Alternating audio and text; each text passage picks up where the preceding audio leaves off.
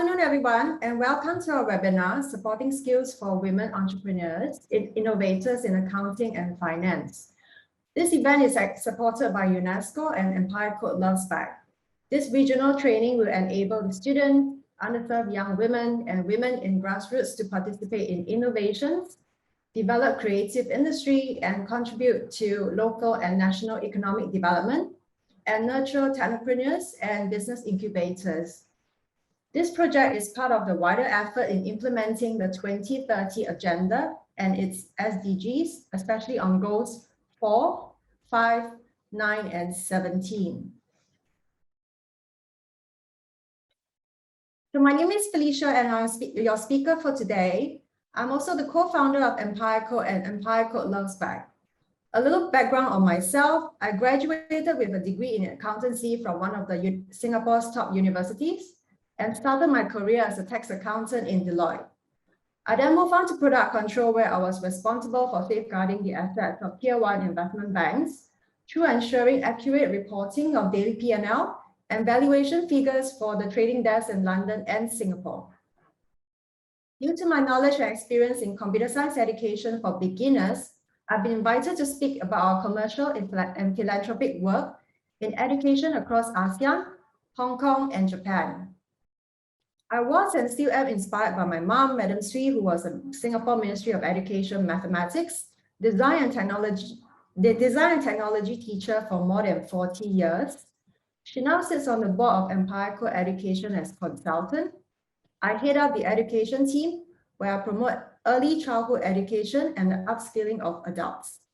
Learning should be for everyone, regardless of age. So for today's webinar, let's quickly go through what's on the agenda. We'll start with an introduction to SDGs and why should we care, and move on to which are the focused goals for today. Next, we'll showcase women in innovation and start on our focus sector for today by discussing in depth about the industry innovation trends and how we can educate ourselves on each of these. Lastly, we'll have an interactive session with additional reading and free training materials before concluding with an FAQ and a survey and with your certificate of attendance. So an introduction into the SDGs. The 17 goals to transform our world. The Sustainable Development Goals are a call to action by all countries, poor, rich, and middle income, to promote prosperity while protecting the planet. They recognize that ending poverty must go hand in hand with strategies that build economic growth and address a range of social needs through education, health, social protection, and job opportunities, while tackling climate change and environmental protection. More important than ever, the goals serve a critical framework for COVID-19 recovery.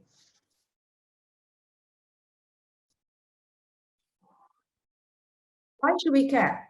Why Sustainable Development Goals matter? They unlock and empower human, economic, and societal changes. More people around the world are living better lives compared to just a decade ago, and more people have access to better healthcare, decent work, and education than ever before. But inequalities and climate change are threatening to undo the gains.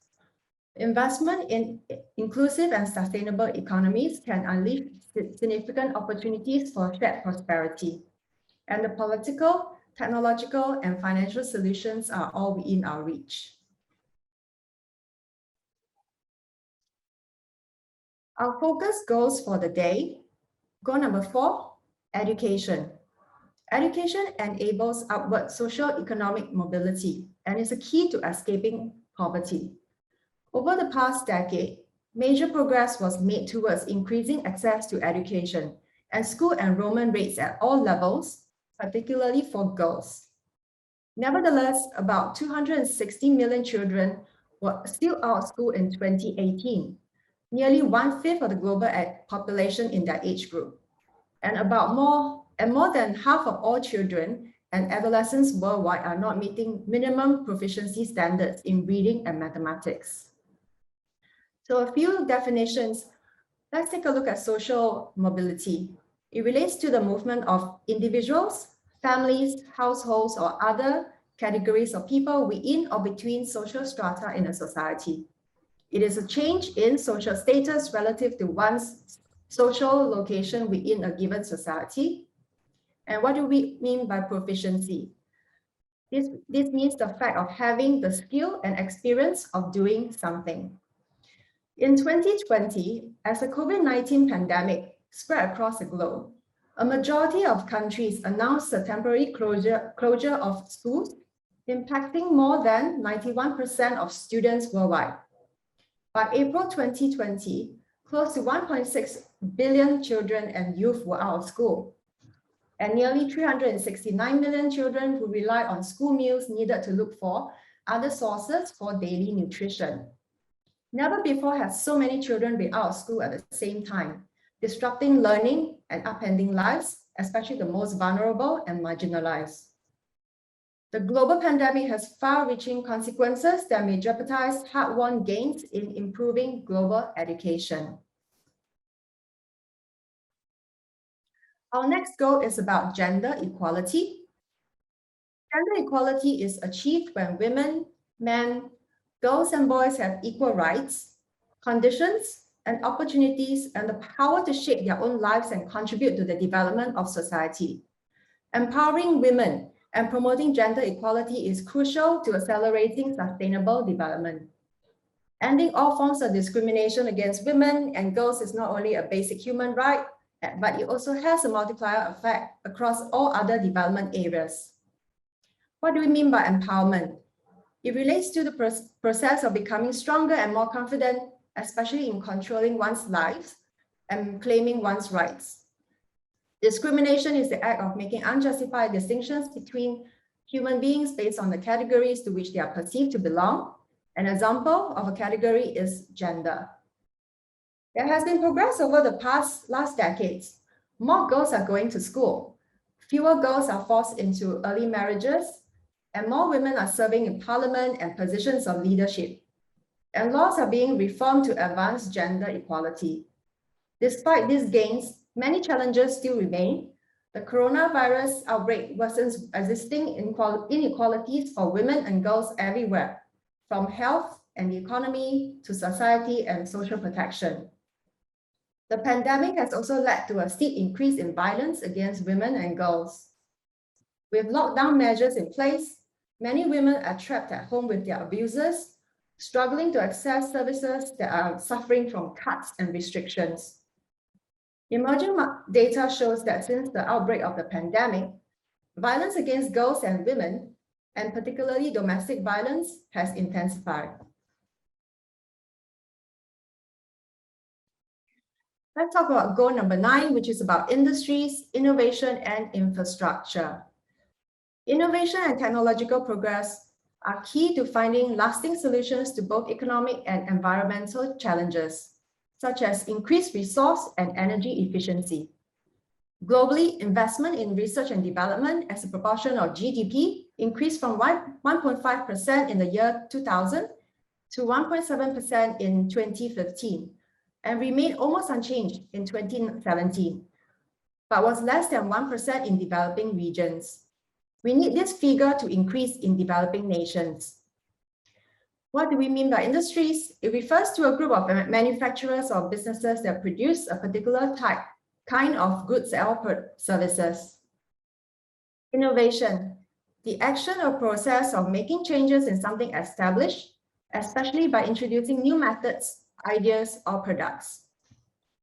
And infrastructure, it relates to the physical structures and facilities needed for the operation of a society or enterprise.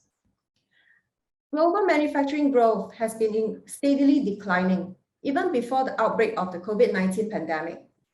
This pandemic is hitting manufacturing industries hard and causing disruptions in global value chains and the supply of products. The coronavirus pandemic has revealed the urgent need for resilient infrastructure.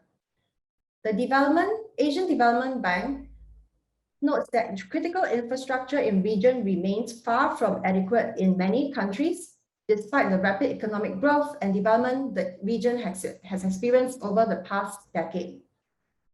The Economic and Social Survey of Asia and the Pacific highlights that making infrastructure resilient to disasters and climate change will require an additional investment of 434 billion per year. This sum may need to be even greater in some sub-regions, such as the Pacific Small Island Developing States. And lastly, goal number 17, partnerships for the goals. The SDGs can only be realized with strong global partnerships and cooperation. A successful development agenda requires inclusive partnerships at the global, regional, national, and local levels, built upon principles and values, and upon a shared vision and shared goals, placing people and the planet at the center. Many countries require official development assistance to encourage growth and trade, yet aid levels are falling and donor countries have not lived up to their pledge to ramp up development finance. Due to the COVID-19 pandemic, the global economy is projected to contract sharply by 3% in 2020, experiencing its worst recession since the Great Depression. Strong international cooperation is needed now more than ever to ensure that countries have the means to recover from the pandemic, build back better, and achieve the sustainable development goals. So now about women in innovation. UNESCO's commitment to women in innovation. UNESCO is committed to technology and innovation for gender equality. Over the next 5 years, UNESCO will increase access for girls and women to digital skills and competencies, STI and STEM education opportunities, including engineering, computer science, and informatics, to ensure gender equality in emerging STI fields such as nanotechnologies, engineering for the SDGs, and artificial intelligence. Provide access to STEM education to at least 2,000 girls per year in Africa through hands-on microscience, and enable at least 2,000 women physicians every year globally under a program, Physics Without Borders, to take leadership roles among relevant university research programs. Advance the scientific careers of young women scientists and give visibility to their scientific work in all related fields of technology and innovation through its partnership with L'Oréal UNESCO Women in Science program and the Organization for Women Scientists in Developing Countries. Support member states to review their national STEM education systems from a gender perspective, develop, monitor, and evaluate gender transformative STI policies and systems, particularly in Africa. Support member states to close the digital gender divide, promote universal digital literacy and the ethical use of AI that is free from gender bias and stereotypes through the implementation of a global recommendation on ethics of AI. And UNESCO will invest $24 million US. Now let's take a look, let's watch a video about women in innovation.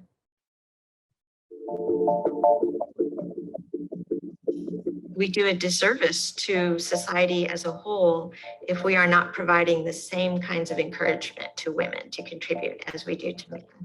So to me, it's all about understanding, that inherently women and men are of equal worth, have equal amounts to contribute, and we absolutely need to make sure that we are getting those contributions from women. I'm Ellen Ochoa, an inventor, a NASA astronaut, and director of Johnson Space Center. People often ask me, if I decided I wanted to be an astronaut when I was a little girl, and I say, well, of course I was following the Apollo program. I mean, I think everybody in the country was following the Apollo program, and I was 11 when they landed on the moon for the first time. Listen, tranquility base here. The Eagle has landed. Nobody was going to ask a girl at that time, hey, do you want to grow up and become an astronaut? Because women weren't astronauts and really weren't allowed to be astronauts. A minus 10, 9, 8, 7, 6, 5, 4, 3, 2, 1, and liftoff of Space Shuttle Discovery. It is a really exciting ride. You're at once you're trying to sort of experience the ride, but you're also paying attention to what's going on because you have to be ready at any second. The year before I went on this mission, I had been named to a presidential commission on the celebration of women in American history. So one of the things I thought of as I was going through this commission, knowing that I was going to be heading into space and that there were 3 women on the flight, was to get one of these flags from the National Women's Party that was used in the early part of the 20th century as women were fighting for the right to vote. So I was able to get a flag and to bring it with me into space, and then to be able to unfurl it in the new International Space Station, which was so significant because of the part that it played in getting women the right to vote. Getting a patent wasn't something I'd ever thought about when I first went to graduate school, or even, probably most of the way through my research. But we got to a point where I think my main thesis advisor, Professor Goodman, suggested that we talk to our, patent and technology office at Stanford. I certainly never thought of myself as an inventor, and I didn't go to graduate school to become an inventor or to get a patent. It really kind of came up as part of the process. I mean, there's so many different ways that invention and innovation are used in our society today, but it is a way that people can contribute from all walks of life. I never really thought about being a mentor to others until I was well into my career. And yet I see college students who are wonderful mentors to high school students. I see high school students who are wonderful mentors to middle school students. I wish I had thought a little bit more about that when I was those ages, but you don't have to wait, till you're older to really make an impact on other people's lives.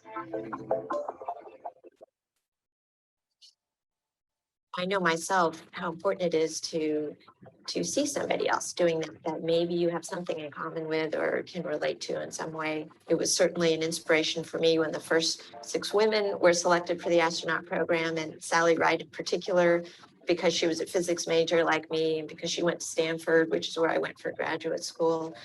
And that helped me picture myself as an astronaut, which really seemed, like such a impossible dream. So I know how powerful that can be.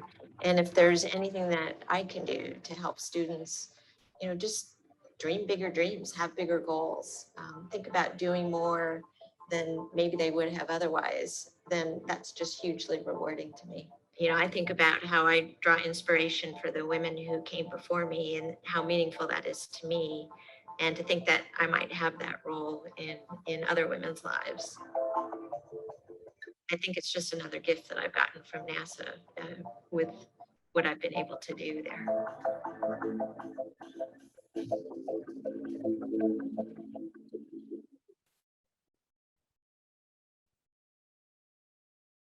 Very inspiring video. Let's now discuss about the focus sector for today. Today is about accounting and finance.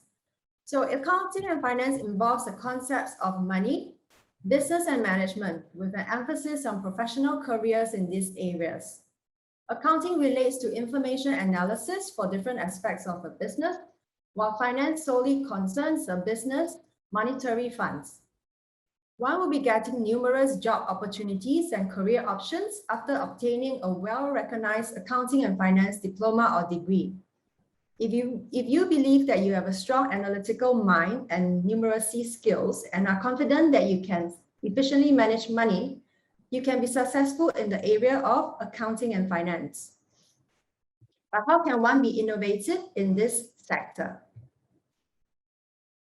We'll talk about 3 innovators, starting with Justin Hutch. He is an operations manager, chief executive officer, and entrepreneur, best known for Rich Accounting, which takes away the complexity of accounting for small business owners. Justin started Rich Accounting back in 2015 because in his younger years, he had real challenges with accounting. He didn't understand He did not understand what was happening with his books. He didn't know what was the balance sheet supposed to do. He only relied on the profit and loss statement. He didn't even know what the cash flow statement was, let alone knowing how to use it. So when he resigned from the company that he was at and decided to start a new business, he thought through all the pain points that he had dealt with when he was running his business and thought if there was any way that he can in some little way affect a small business so that they don't have to endure some of the pains that he himself had to endure. And if he can in some way help them to become more successful, then he would have succeeded. Rich Accounting helps absorb complexity in the financials. It is a program that effectively gathers and delivers real-time data from all disparate systems and placing it all in a platform where users can analyze business data and visualize data as advisory reports or financial dashboard. We'll talk about Michael Bloomberg. I'm sure he's a well-known name to most of us. He's an author, trader, philanthropist, politician, and entrepreneur, best known for the Bloomberg Terminal, which provides real-time financial data, news, and analytics. Bloomberg was designing in-house computerized financial statements for Salomon Brothers in the 1970s. As real-time data is of utmost importance in the world of finance, Bloomberg set up a financial data services company named Innovative Market Systems, based on the belief that Wall Street would pay a premium for high-quality business information, delivered instantaneously on computer terminals in a variety of usable formats. The company sold customized computer terminals that delivered real-time market data, financial calculations, and other analytics to Wall Street firms. The terminal, first called the Market Maker Terminal, was released in December 1982. In 1986, the company renamed itself Bloomberg. Bloomberg uses the power of technology to provide real-time and accurate data for the financial markets to help decision makers make faster and smarter decisions. Rod Drury. He is an accountant, computer programmer, and entrepreneur, best known for the Zero Cloud accounting software. Rod saw that there was a transition from desktop software to the cloud globally. Small business was an incredibly fragmented market that didn't have any great software. Zero was started to change the game for small business. The beautiful cloud-based accounting software connects people with the right numbers anytime, anywhere, and on any device. Both accountants and clients can view their data at the same time from anywhere in the world with just an internet connection. And at Empire Code, we ourselves actually use Zero. Here are some of the job options available for a person with an accounting and finance diploma or degree. In accounting, you can choose to be an accounts administrator, accounting assistant, auditing clerk, bookkeeper, budget analyst, certified public accountant, chief financial officer, corporate controller, financial analyst, financial controller, forensic accountant, internal auditor, loan officer, management accountant, payroll clerk, staff accountant, or tax manager. In finance, you can choose to be an actuary, bank manager, bank teller, branch manager, corporate banker, financial analyst, insurance sales specialist, investment analyst, marketing manager, portfolio manager, private wealth banker, regulatory compliance officer, trader, quantitative analyst, or a venture capitalist.